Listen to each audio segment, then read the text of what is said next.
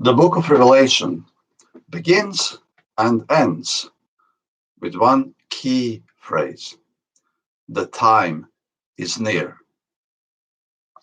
Revelation 1, verse 3. Blessed is he who reads and those who hear the words of this prophecy and keep those things which are written in it, for the time is near. Revelation 22:10. And he said to me, do not seal the words of the prophecy of this book, for the time is at hand, or the time is near. Who is the time near for? Unlike the book of Daniel, which was sealed until the appointed time, the book of Revelation was left unsealed and open from the moment it was written.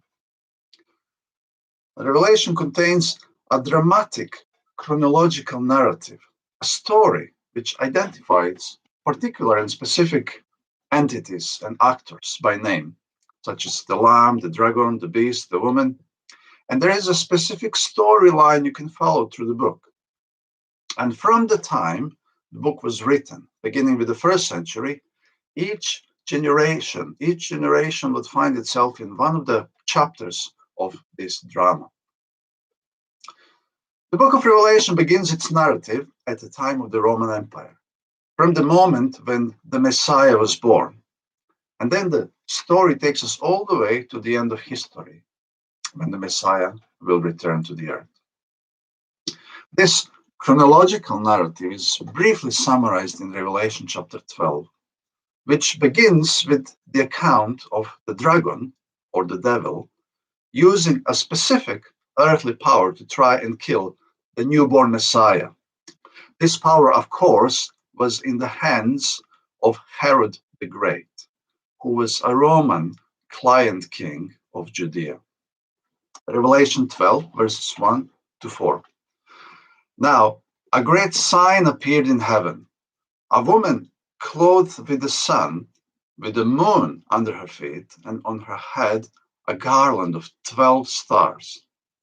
Then, being with child, she cried out in labor and in pain to give birth. And another sign appeared in heaven. Behold, a great fiery red dragon, having 7 heads and 10 horns, and 7 diadems on his heads. His tail drew a third of the stars of heaven and threw them to the earth.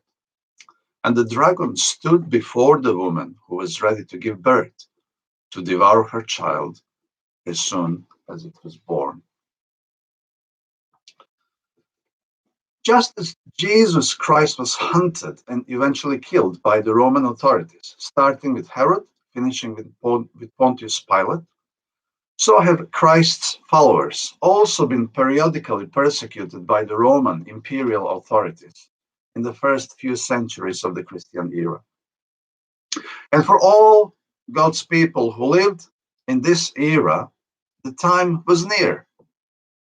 They were the actors in the dramatic narrative of the book of Revelation in this first chapter, where they were pursued by the dragon through the Roman authorities. There were actually 2 main religions that the Roman Empire considered as big troublemakers.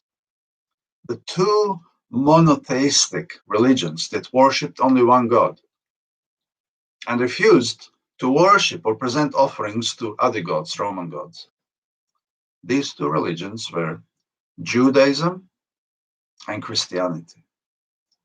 And the Messiah, Jesus Christ, belonged to both. He belonged to both.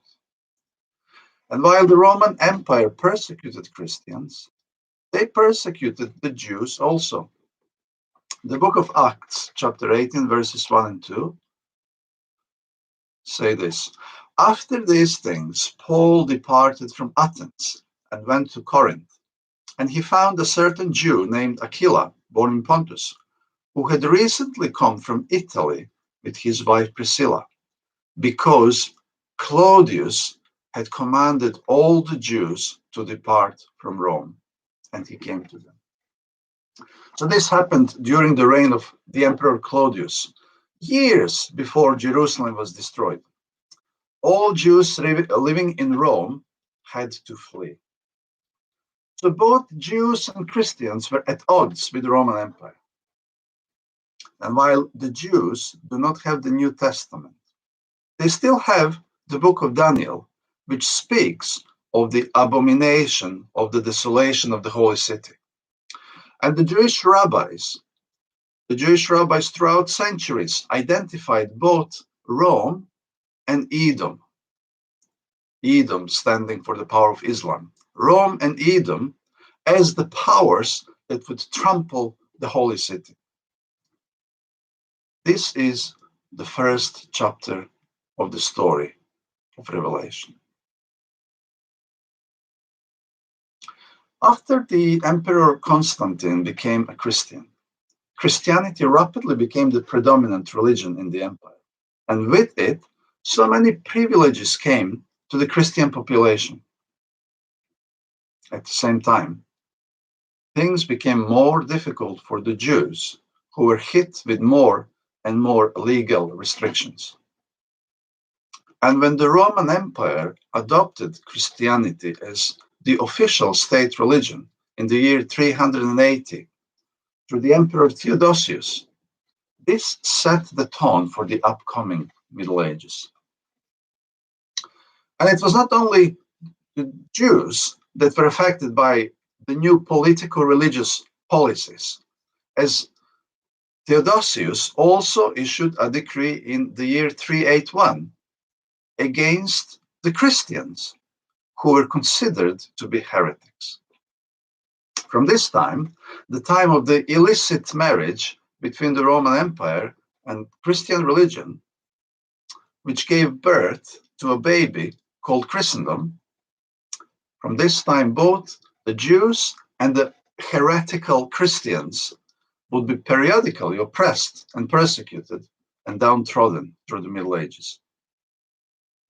This new development that began in the East, in Constantinople, was only a prelude, an introduction to what was going to greatly expand in the Western Latin Christendom during the Middle Ages, including things like the Inquisitions and the Crusades.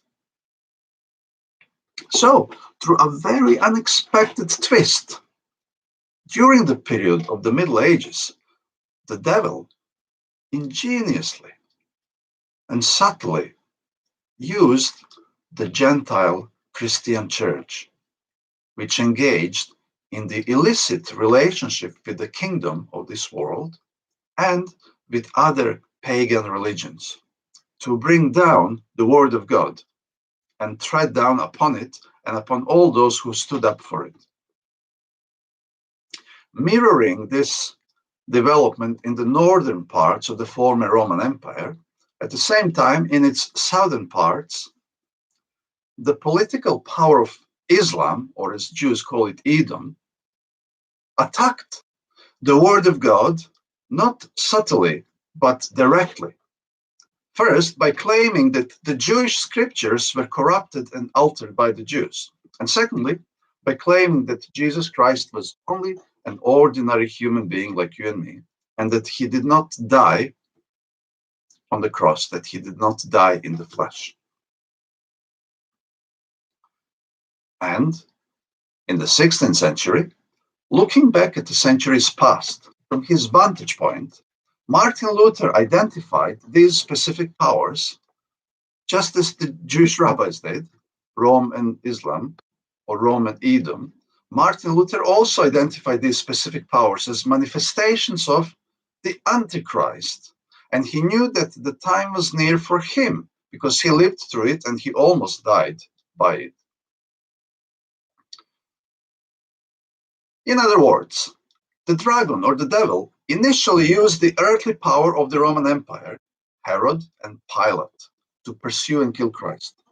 Then the devil used some of the Roman emperors to destroy Jerusalem and Judea and set up the abomination of the desolation on the one hand, and to persecute the followers of Christ on the other hand. All the people living in these circumstances in the first 3 centuries who were personally affected by these things, they knew that the time was near for them. They lived through it, and some died by it. Then, during the period of the Middle Ages, the dragon used the Gentile Christendom and the Islamic Caliphate to bring down the word of God and oppress all those who stood up for it. All the people living during this period who were personally affected by it, they knew that the time was near for them. Living in the latter stages of those days, Martin Luther knew that the time was near for him, as he lived through it and almost died by it. And just as Luther interpreted the book of Revelation in the light of the 16th century, Fyodor Dostoevsky interpreted Revelation in the light of the 19th century. And he knew that the time was near for him, as he unmasked the devil, and he described the new look of the new garments of the dragon that he would be wearing in the 20th century. So in this chronological context, from the first century until now, all those reading the Word of God have been able to see and relate to certain parts of the overall progressive story of the book of Revelation in their own time. In other words, for all those who read, the time is near. Not in a nebulous and non-specific sense, but in a very specific sense, because there seem to be three clear stages of the story identified in Revelation. The stage of the dragon, then the stage of the sea beast, and then the stage of the earth beast. This is mirroring the days 1, 2, 3 of creation, and then the days 4, 5, and 6 of creation. But before we look into this, let's jump back to the first century and reflect on Christ's initial apocalyptic words. In his Olivet discourse in the Gospels, Jesus gave a very basic summary of the future that would suffice for his generation. People who lived roughly in the first century or so, focusing very much on the destruction of Jerusalem. And when the apostles asked Jesus in the book of Acts, at the beginning of the book, "Are you going to establish your kingdom right now?" He told them, "It is not for you to know the times and the seasons appointed by the Father," quoting Daniel chapter 2. After most of the apostles died or were killed, only then Jesus gave an additional expanded apocalyptic discourse to the last living apostle, the Apostle John. The mini apocalypse from the Gospels, which was intended primarily for his generation, Christ expanded it massively in the book of Revelation for all the other generations that were to follow until his second coming.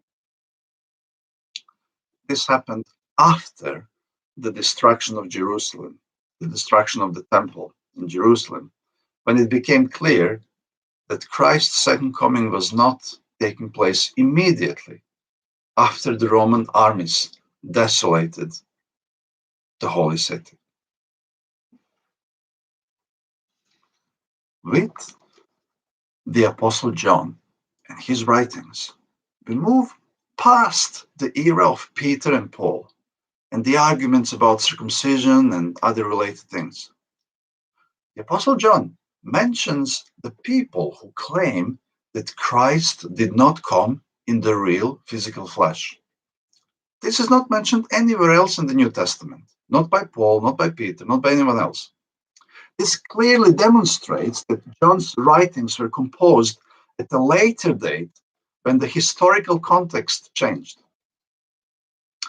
And these people who say that Christ did not come in the flesh, John identifies them as antichrists in plural. Not the Antichrist, who is yet to come, but the many precursors of the real Antichrist. The Apostle John is the last New Testament witness who writes in the era after the destruction of the temple. And with him, with John, the apostolic canon of the New Testament is completed, sealed, and closed. The Apostle John is the seal of the prophets. And no one else can come after him and say that there is more that needs to be added to the Bible after him. There is no need for the Third Testament or Quran. There is no need for the additional apocryphal books that were added to the genuine scriptures by the medieval Christendom. Jesus left the apostles with the following message: John is to remain until I come. John is to remain until I come. The Gospel of John, chapter 21, verses 20 to 22. Then Peter, turning around, saw the disciple whom Jesus loved following, who also had leaned on his breast at the supper, and said, Lord, who is the one who betrays you? Peter, seeing him, said to Jesus, But Lord, what about this man? Jesus said to him, If I will that he remain till I come, what is that to you? You follow me. This is what Jesus left the apostles with. It is John who remains until the end. And this is the reference to the book of Revelation. In this sense, we are to understand that John is the one who will remain until the second coming of Christ. Actually, the book of Revelation is not a creation of John. It's called the revelation of Jesus Christ. If you start reading the book, that's what it says. Jesus himself composed the book, and John simply wrote down what he saw in the visions. In other words, Jesus himself concluded the canon of the Holy Scriptures. Christ did not appoint Peter or Pope as the authority, but his own word, the Word of God, as the ultimate and the final authority, which is to remain the guiding light until he returns. God himself is the author of the book of Revelation. Unlike Paul's epistles, for example, where Paul writes his own reflections and conclusions, John in Revelation simply records what he sees in visions, visions which were authored by God himself. The book is wonderfully interwoven with all parts and aspects of the Jewish scriptures, like a beautiful tapestry, full of details and colors. It is like a puzzle made from many pieces that were cut out from all over the scriptures. So, the biggest tip of the day is, if you want to understand the book of Revelation, keep reading and studying the rest of the Bible. And the more you understand the rest of the Bible and you're familiar with it, the more you're familiar with it, the more you will understand the book of Revelation. The blessing is promised to all those who read.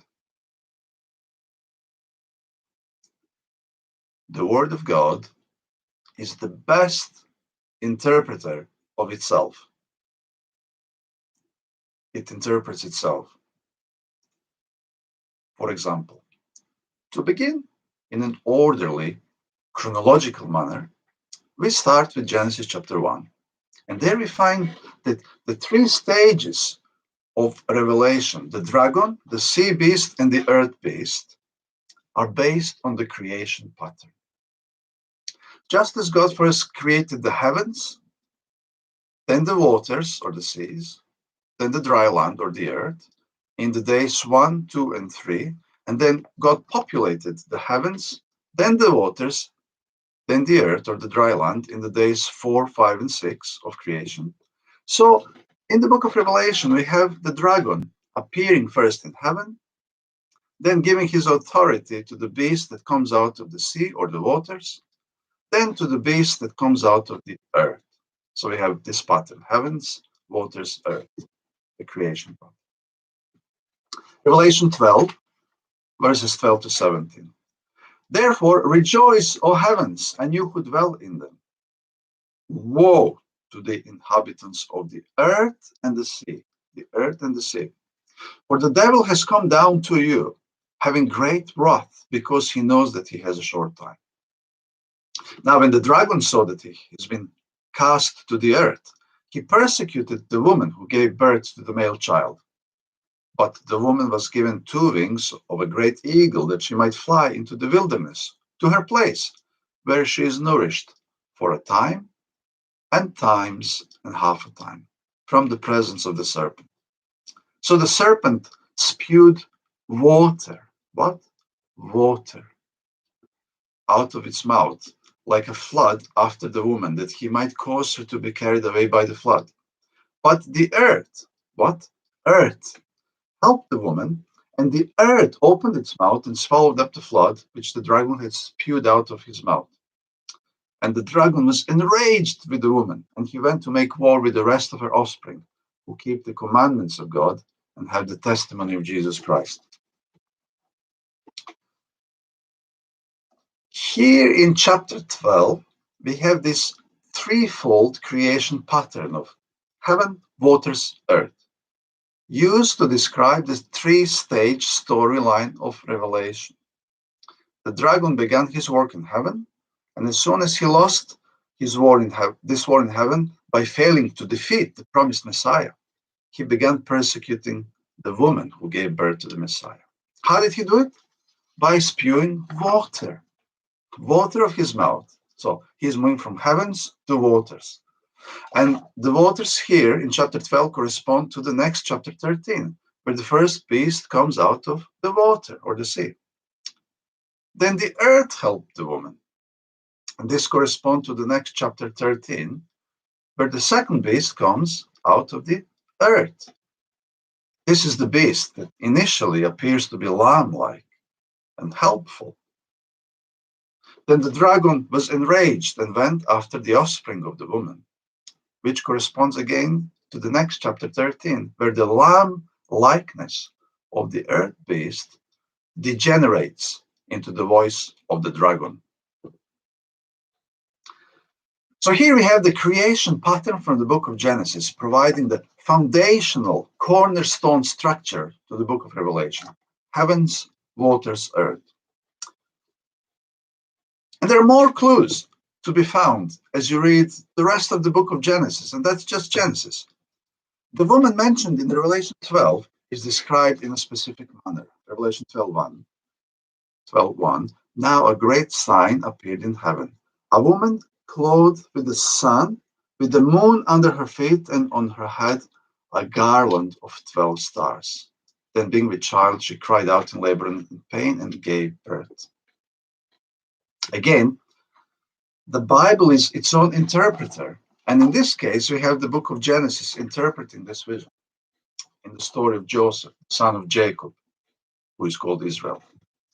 Genesis 37, verses 5 to 10. Now Joseph had a dream, and he told it to his brothers, and they hated him even more. Then he dreamed still another dream and told it to his brothers and said, "Look, I have dreamed another dream, and this time the sun, the moon, and the 11 stars bow down to me." So he told it to his father and his brothers. And his father rebuked him and said to him, "What is this dream that you have dreamed? Shall your mother and I and your brothers indeed come to bow down to the earth before you?" So we have the same image here, yes, sun, moon, and the stars. So the woman in Revelation 12 is not to be understood literally, being Mary, the mother of Jesus, but it is the symbol of the nation of Israel: Jacob and his wife, the sun and the moon, and the 12 sons or 12 tribes of Israel, the stars. It is the symbol of the people of God, or the Jewish church. It is not the Gentile church. The church never ceases to be Jewish because it is based on the Jewish scriptures. The Gentile believers are grafted onto the Jewish branches and receive life from the Jewish roots. The Gentile church can never stand on its own. When the Gentile church cut itself off from its own root, it also cut itself off from the Word of God.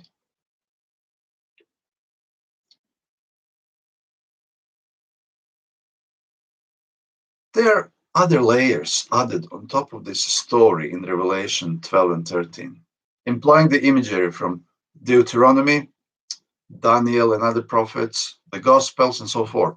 We have no time to go into all the details as we're looking at the overall story. Revelation 12:12. Therefore, rejoice, O heavens, and you who dwell in them. Woe to the inhabitants of the earth and the sea, heavens, earth, and the sea. For the devil has come down to you, sea and the earth, having great wrath, because he knows that he has a short time. The war in heaven ended with Christ being victorious, not a victim, but victorious over the devil on the cross. Since the cross, this is not a war anymore, but it is the time of persecution. If you want to know what exactly was happening during the heavenly war, go to the playlist entitled Jesus on the Cross at the Center of the War Between Good and Evil on this YouTube channel.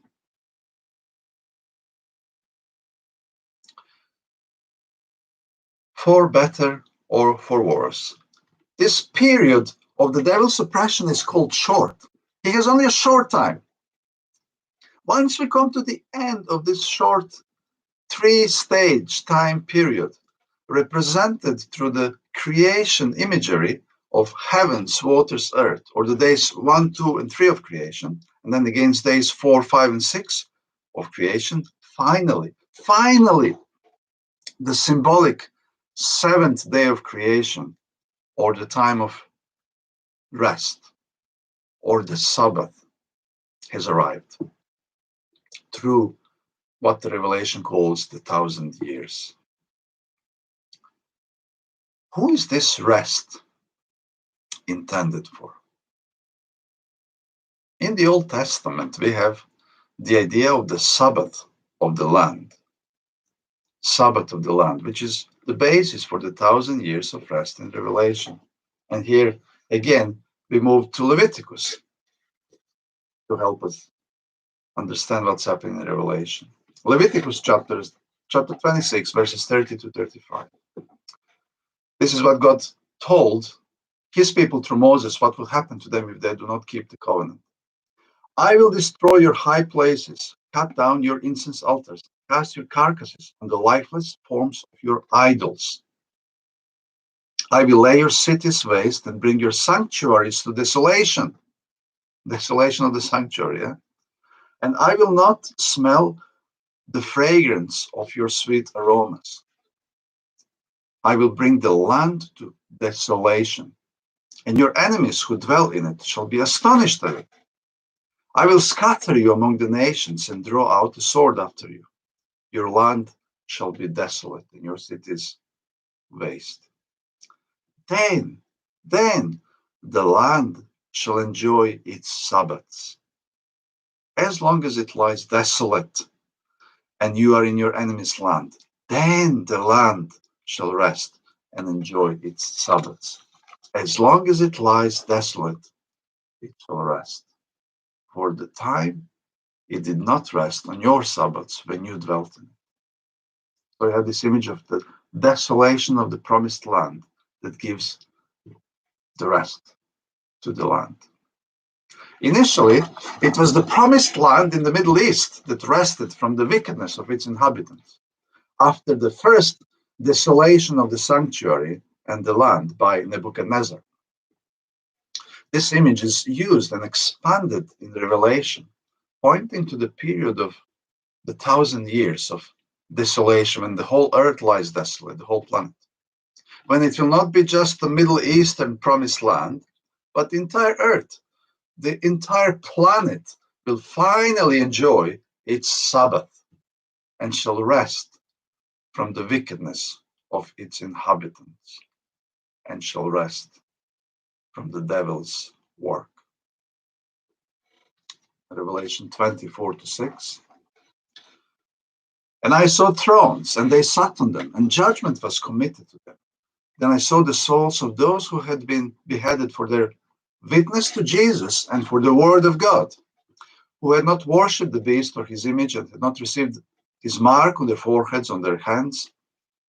And they lived and reigned with Christ for 1,000 years. But the rest of the dead did not live again until the 1,000 years were finished. This is the first resurrection. Blessed and holy is he who has part in the first resurrection. Over such, the second death has no power, but they shall be priests of God and of Christ, and shall reign with him 1,000 years.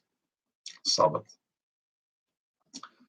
For all those who suffered for the word of God and for the testimony of Jesus. Like the Apostle John himself, a brand new story will begin just prior to the period of the 1,000 years, or the period of the Sabbath rest. At the time of the second coming of Christ, or the time of the first resurrection, God will take his people to himself and give them an eternal embrace. This is the moment when the phrase, "the time is near," when this phrase will finally become irrelevant, outdated, and redundant. As for the rest of the inhabitants of the earth, their story will end forever at the time of the second resurrection and second death. But the promise stands to all those who patiently endure. This is only the beginning of the eternal face-to-face relationship with God. Blessed are those who partake in the first resurrection and enjoy their Sabbath rest in God's embrace.